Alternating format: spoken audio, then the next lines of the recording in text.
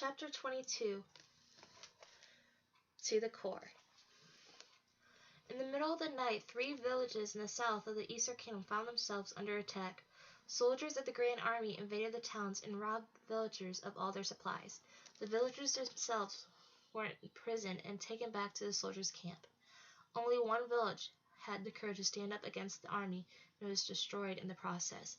As far as the soldiers knew, not a single soul had survived the ruthless attack. When the enslaved villagers arrived at the camp, they were lined up and each given a shovel.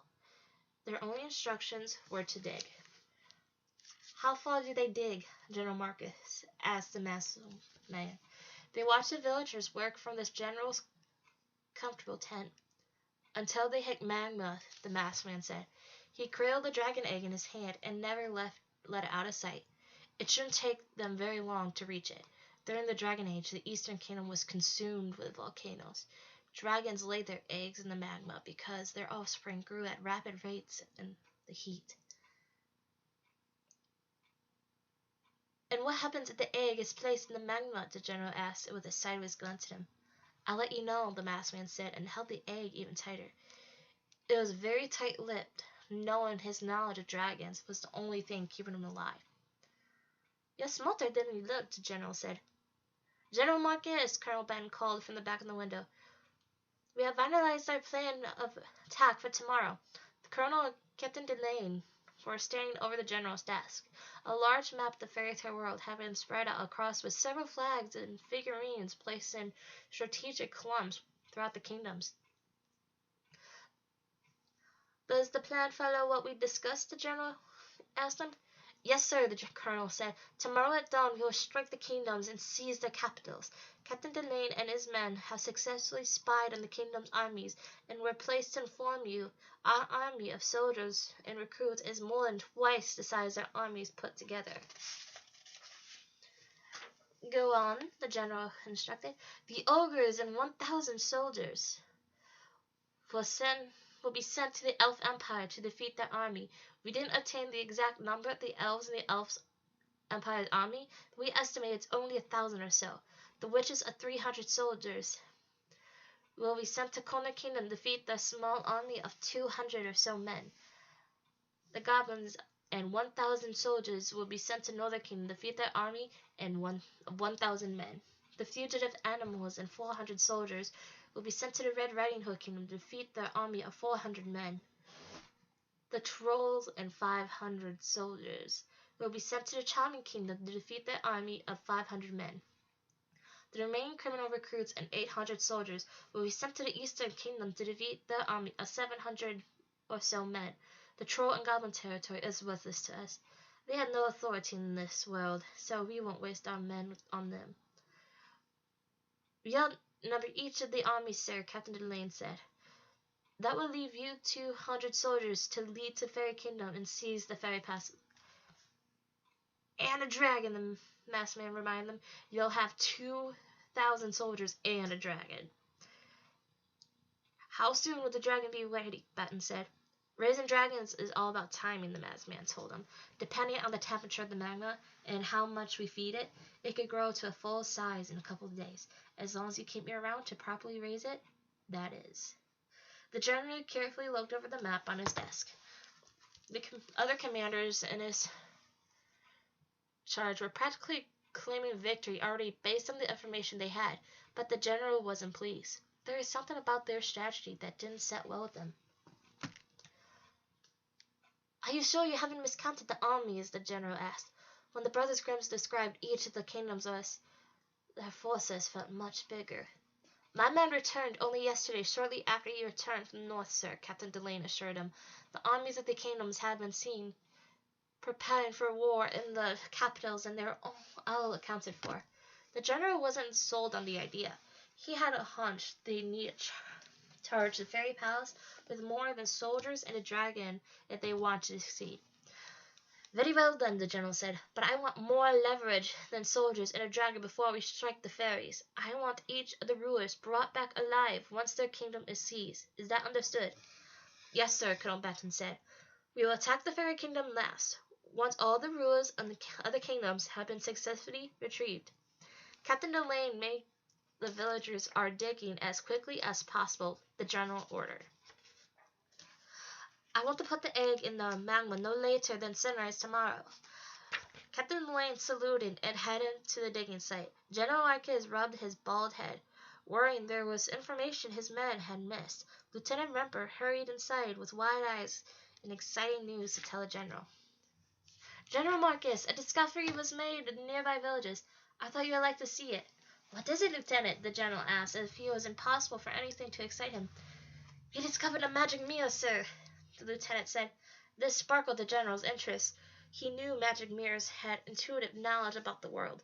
Perhaps the mirror could ease his doubts about the battle ahead. Bring it in, he ordered. The lieutenant left the tent and returned a moment later, instructing two soldiers as they dragged something square and heavy inside. They propped it up in a corner of the tent and pulled off the protective sheet wrapped around it. The mirror had a thick gold frame with floral carvings and pure as glass any of them had seen. The general walked toward it and was approaching a poisonous snake. The masked man knew very well what kind of mirror it was, but he didn't warn the general. He was much more interested to find out what the general would see. General Marcus stood in front of the mirror for a long moment and nothing happened. He waved his hand in front of it and nothing changed the reflection. Hey, you've been tricked, shouted them at Rampart. There is nothing magical about this mirror at all. Just as the general turned away, the other men in the tent gasped. The general's reflection in the mirror had changed. Instead of a grown man wearing uniform decorated with badges of honor, a weak little boy appeared. The boy was dreadfully skinny, filthy, and he trembled. He was a starving and scared peasant. His clothes were covered in holes and tears and didn't have any shoes. His left eye was swollen shut from a severe beating. The general had spent his entire life to forget this boy, but he knew who he was the instant he saw him. Lieutenant, General Marcus said in a soft but threatening tone, I want this mirror to be taken out of my tent at once and destroyed, and if you disturb me with garbage like this again, you'll be next. Rampart and the other soldiers quickly removed the mirror from the general's sight. Although he hadn't even raised his voice, none of the men had ever seen the general so affected by something before. The general continued staring to the corner even though the mirror had been taken away.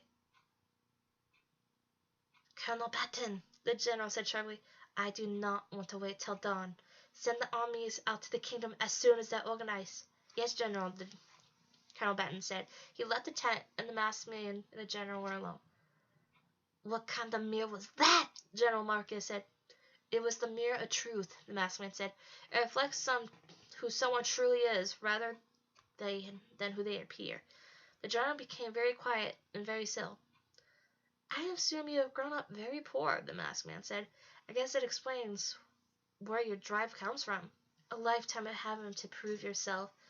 The general jerked his head toward him. Don't you dare analyze me, he barked. You think you know me, but you don't. The first thing about me. You have no idea where I came from, and what I came from, or what I had to do to become who I am today. That boy in the mirror is a reflection from the past and nothing more. He will never have to prove anything to anyone again. The masked man knew better than to play with fire. You're right. I don't know you, he said. So please allow me to ask you this, a question I had since we first met. Why conquer this world? Claiming a different dimension must seem a tad extreme, even where you come from.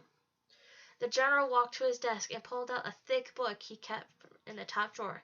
He flipped through the book, and the masked man could see the pages were filled with maps and portraits.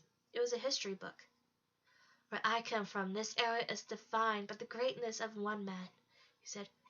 Alexander the Great, Julius Caesar, William the Conqueror, Genghis Khan. They were the greatest conquerors of their times.